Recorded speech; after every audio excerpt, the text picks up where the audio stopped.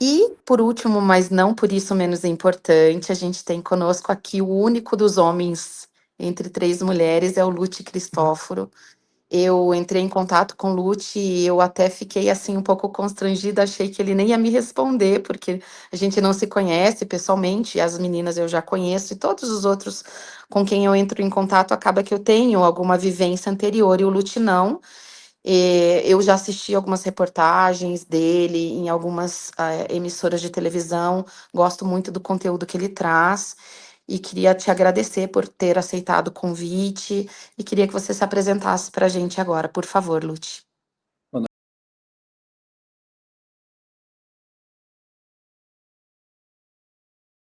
noite, Tati. Boa noite a todos. Então, eu sou o Lute Cristóforo, eu que agradeço em primeira mão o teu convite para participar aqui. Eu sou psicólogo clínico também, assim como as meninas. Sou especialista em psicologia analítica, né, do Jung. Tanto a minha pós-graduação, quando entrei no mestrado, também era nessa abordagem, né, da psicologia analítica. E o meu foco na psicologia clínica são as diversas demandas, né, da psicologia que a gente trabalha, mas eu trabalho muito também com a questão de doenças crônicas, doenças terminais, como diabetes, trabalhei bastante com diabetes, com câncer, com esclerose múltipla, outras doenças autoimunes. Então a gente trabalha bastante o luto não só na perda de pessoas, mas o luto também pelo diagnóstico de uma doença grave, ou então a vivência, né, com essa nova condição de vida. Então, esse é um trabalho que já é bem comum. Então, além de ser psicólogo, também eu dou palestras também de psicologia, de diversos temas, e sou músico também, né? Sou vocalista de uma banda de rock, então esse é um pouco do Lute. Legal, Lute, muito obrigada de novo, viu, por aceitar o meu convite.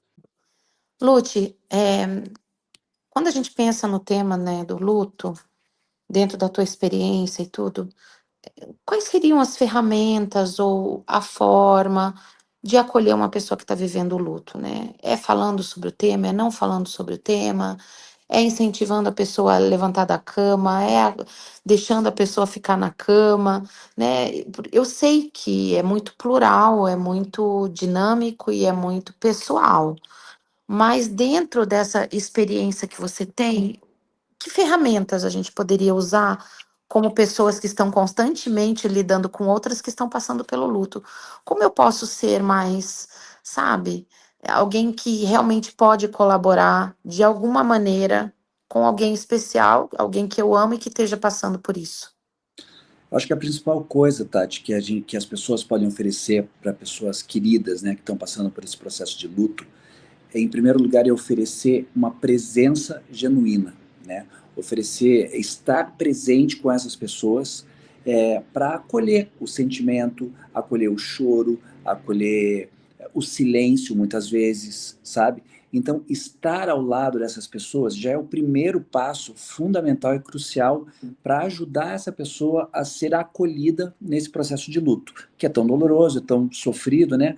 Então ela precisa sentir que ela não está sozinha, que ela não está sozinha nesse momento. Então, essa questão do pertencimento, de saber que tem alguém ao lado e que ela pode desabar de chorar se for o caso, pode brincar com alguma outra situação, que ela pode falar o que ela quiser, alguém com quem ela se sinta confortável de falar sobre qualquer coisa, eu acho que é o primeiro passo de uma ajuda genuína para alguém que está passando por um processo de luto, seja esse luto Uhum. qual for, né? Um luto de morte, um luto de um diagnóstico, um luto de final de relacionamento, não importa. Mas saber que tem alguém ali com quem a gente possa conversar, que a gente possa falar de uma forma autêntica, esse é o primeiro passo. Segundo passo, eu diria que as pessoas que estão ali ajudando, né, querendo auxiliar quem está passando pelo luto, as pessoas deveriam evitar, por exemplo, frases feitas, sabe? Ah, isso acontece, isso vai passar, é assim com todo mundo. Não, essas frases não vão ajudar em nada a pessoa, sabe? Todo mundo que está passando pelo luto sabe que a vida acaba um dia, que a gente vai perder pessoas um dia, todo mundo sabe disso. Só que a maioria das pessoas não está preparada verdadeiramente para passar por isso, principalmente com determinadas pessoas ou determinadas situações. Então, evitar essas frases também ajuda. Né? E falar assim, ó, eu estou aqui para o que você quiser falar, para o que você quiser fazer, o que você quiser chorar, se quiser sair para, sei lá, comer alguma coisa, sabe? Isso é uma outra coisa que ajuda também, oferecer serviço, né, de auxílio para as pessoas. Ó, você está com fome, você precisa comer alguma coisa, quer que eu busque alguma coisa para você? Quer sentar aqui, quer descansar, quer um ombro, sabe? Então, oferecer esses serviços também para a pessoa, práticos, também vai auxiliar bastante, né? Com o tempo, e quando a pessoa começar a se sentir mais confortável de falar sobre a questão de vida e morte e tudo mais, falando aqui do luto, né, por perda mesmo, daí sim a gente pode começar a pensar em trazer alguns conceitos mais teóricos sobre a questão de vida e morte, sabe? Eu tenho uma teoria na minha cabeça em que, primeira coisa, assim, o luto é uma representação, é uma significação de amor. A gente só sente a dor da perda de alguém se a gente realmente teve um envolvimento, né, afetivo com aquela pessoa, se aquela pessoa realmente foi importante na nossa vida. Senão as pessoas nem ligam, né? Se alguém, morreu uma pessoa na rua que eu nem conhecia, a gente passa e fala, poxa, que pena e tal, mas você não vai sofrer o luto por aquilo, né? Então, se eu estou sofrendo luto pela perda de alguém, significa que isso existiu ali uma relação amorosa, né? Não do amor romântico, né, necessariamente, mas de um amor genuíno ali. Então, é a primeira coisa que a gente tem que saber que ali existe amor. Onde tem luto, tem amor. A segunda coisa, a gente tem que pensar na questão da gratidão. Eu trabalho muito isso com meus pacientes, sabe? Na questão de qualquer tipo de perda, seja lá qual for. Quando a gente trabalha a gratidão, eu pergunto assim para os pacientes, às vezes, se você soubesse que tal pessoa iria falecer, por exemplo, nesse momento da tua vida, depois de tanto tempo de relação, seja pais e filhos, sejam marido e mulher, não importa, um amigo longo, né, de uma longa data e tal. Eu pergunto, se fosse para você não sofrer essa perda, essa dor agora, esse sofrimento, você abriria mão de ter conhecido essa pessoa, de ter vivido tudo que você viveu com ela? Uhum. 99,9% das pessoas falam, não, óbvio que não, eu queria, não, tudo que eu vivi com essa pessoa foi maravilhoso, foi incrível, foi de muito aprendizado, então foi de muita vivência, né? Então eu não abriria a mão. Daí a gente começa a trabalhar uma outra coisa, que é a questão da gratidão. Então, ótimo. Então, a gente tem que focar essa questão da morte, principalmente, na questão da gratidão de ter vivido essa experiência com essas pessoas, por esse determinado prazo de vida que a gente teve com elas, ao invés de lamentar só a falta física que essa pessoa fará dali para frente, entendeu? Porque a história que nós tivemos com essas pessoas tem que ser muito mais importante do que a falta física desse momento em diante, sabe? É por isso que eu até comento, assim, que em vários lugares, quando alguém morre, as pessoas fazem uma festa, fazem uma comemoração, né?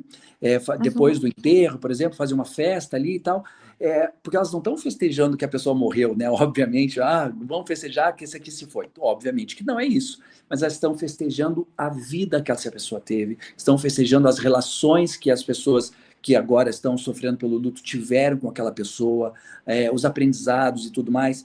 Então, quando a gente consegue entender isso, da gratidão pela relação que existiu, essa dor começa a ficar mais leve na nossa vida, assim, sabe? Então a gente começa a trabalhar de outras formas, de lidar com a lembrança de uma forma mais positiva e não de uma lembrança de uma forma dolorosa, de sofrimento. Uhum. Deixa eu aproveitar e te perguntar uma coisa. Entrou ali no chat uma pergunta muito interessante, eu já vou jogar para você. Tá. Como lidar com perdas, né, com luto de pessoas vivas? Então, eu imagino que a pessoa deve estar querendo falar sobre divórcios, separações e coisas do gênero, né? Existe uma forma mais eficiente de lidar com isso? Inclusive, aí a gente pode até pensar um pouquinho do luto não reconhecido, né? Foi um dos temas que eu me lembro de ter me debruçado bastante na faculdade, porque, por exemplo, a morte da ex-esposa, né, é um luto não reconhecido, né? Morte de pet são lutos não reconhecidos. Aposentadoria é um luto que não se reconhece, né? O meu pai, por exemplo, ele trabalhou até os 75, ele se aposentou na compulsória, porque era obrigado a se aposentar, e no período de um ano ele faleceu, ele foi definhando, ele não suportou não trabalhar, não produzir, não estar naquele ambiente. Então eu pude perceber como isso realmente acontece na vida das pessoas. Então são duas questões diferentes, né? Como lidar com a perda de pessoas vivas, né? E como de repente ressignificar essa ideia de lutos que hoje não são reconhecidos pela sociedade. Como que nós podemos enxergar isso ao nosso redor? São duas perguntas diferentes. Eu acho que essa questão, a primeira, né, de luto de pessoas vivas, né, tudo depende de que forma se deu esse luto, assim, né. Se é um luto, assim, poxa, tudo bem, todo fim de relacionamento, em algum momento ali, vai trazer alguma dor, principalmente geralmente para uma das partes mais do que para outra, né, às vezes para as duas da mesma forma. Cada caso é um caso, né, como a gente falou antes. Então, a primeira coisa é se eu ficar pensando na perda, na falta dali para frente, eu vou sofrer. Se eu ficar pensando, poxa, mas tudo bem, acabou um relacionamento aqui e tal, mas olha que bacana que foi esse tempo que nós vivemos juntos, olha que coisas construímos, se tiveram filhos, poxa, que bacana, isso rendeu um fruto, o que eu vivenciei nesses momentos. Se eu começo a lembrar dessas coisas e olhar com gratidão, voltando para o tema da gratidão, aquilo vai ficar mais leve para mim.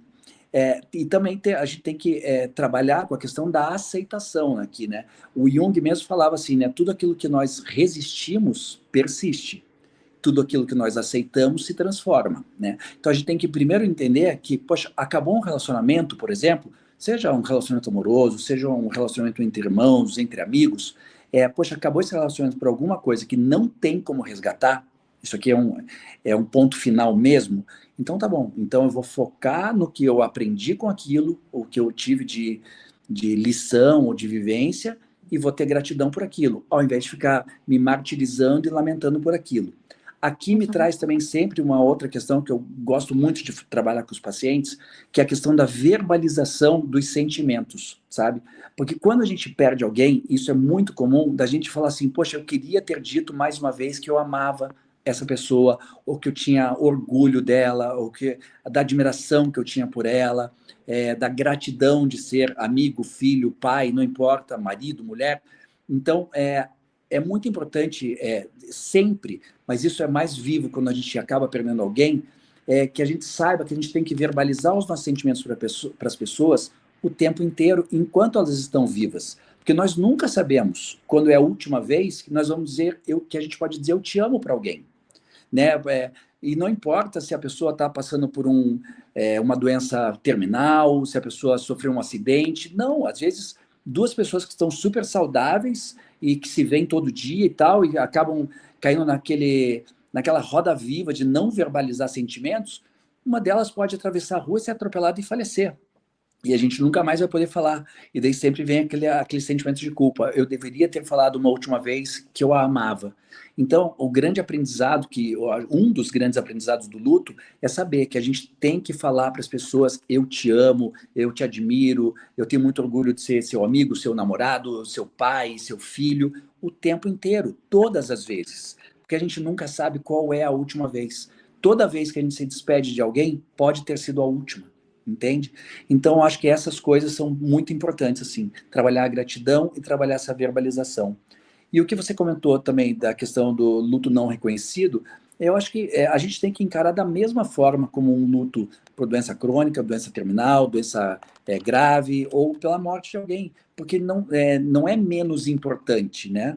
O que você comentou do teu pai, aconteceu com o meu pai, a mesma coisa. O meu pai se aposentou aos 50 anos, ele teve câncer de pulmão e acabou falecendo meses depois. E uma das coisas que ele almejava tanto a aposentadoria, naquela época se aposentava aos 50 anos, né? Isso já faz 30 anos, ele se aposentou aos 50 anos e tal, só que ele ficou um pouco perdido, assim, poxa, tá, mas o meu dia a dia acabou. Então ele teve esse luto dessa perda. Claro, você acaba aproveitando algumas coisas, vai viajar, consegue ter um momento de lazer legal, só que você perder o teu dia a dia também traz essa dor, também traz esse vazio. Daí, para essas pessoas, o que eu digo assim, busque novos propósitos. E não precisam ser grandiosos, não precisa fazer uma nova faculdade quando já está mais velho. Procure alguma coisa que traga significado para a vida. Vai ajudar alguém, vai ser voluntário num asilo, numa creche, não importa, entendeu? Num orfanato. Então, buscar propósitos ajuda muito.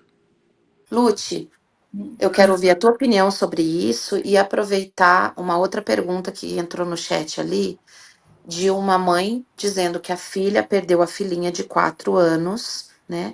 E que ela percebe que essa filha, ela passa por semanas em que ela aparentemente está bem, está se recuperando, consegue trabalhar, e as semanas em que ela se isola, ela fica no quarto, não quer se alimentar, não quer conversar com ninguém. E essa mãe está perguntando ali no chat se é um processo normal, se está Sim. tudo bem, essa filha está vivendo dessa maneira.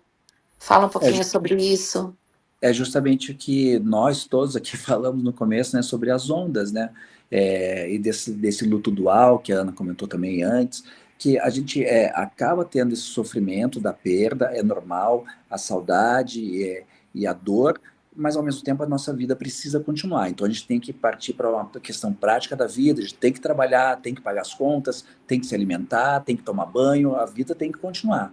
Só que isso não quer dizer que a dor vai desaparecer do nada como um passe de mágica, né?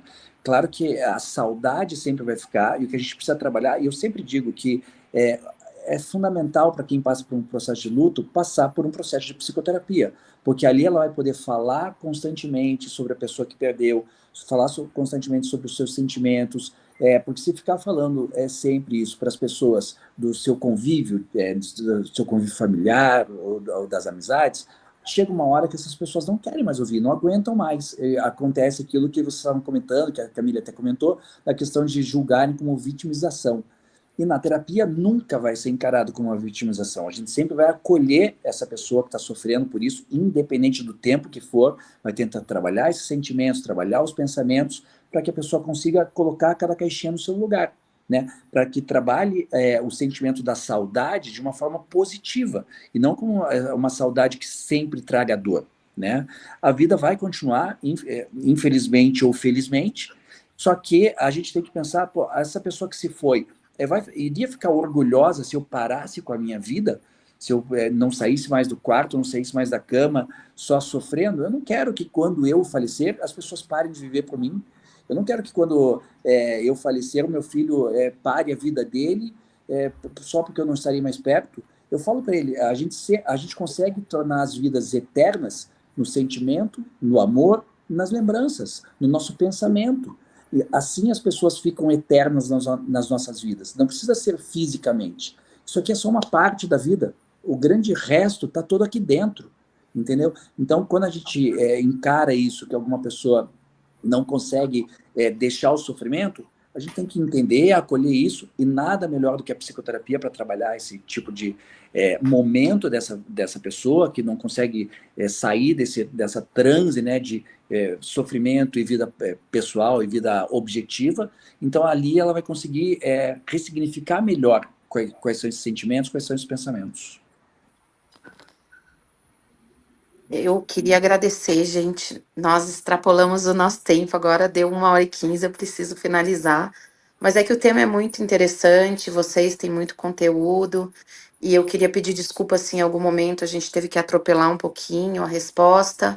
Vocês entendem que quando a gente trabalha com internet, com YouTube, a coisa é um pouco mais enrijecida, mas eu queria agradecer muito a participação de vocês. Eu queria ter vocês conversando comigo aí pelo menos umas 4 ou 5 horas para a gente poder aprofundar um pouquinho mais sobre isso e poder divagar um pouquinho sobre esse tema, entendendo aqui que nós temos 4 tipos de abordagens, né, trabalhando em conjunto. Eu acho isso incrível, é o que a logoterapia fala, e como eu sou da logo, eu já vou puxar um pouquinho para minha lata de sardinha, mas eu tenho aqui analítica, tem psicanálise, tem, e a Ana também é TCC, Ana, Isso mesmo, aham. né?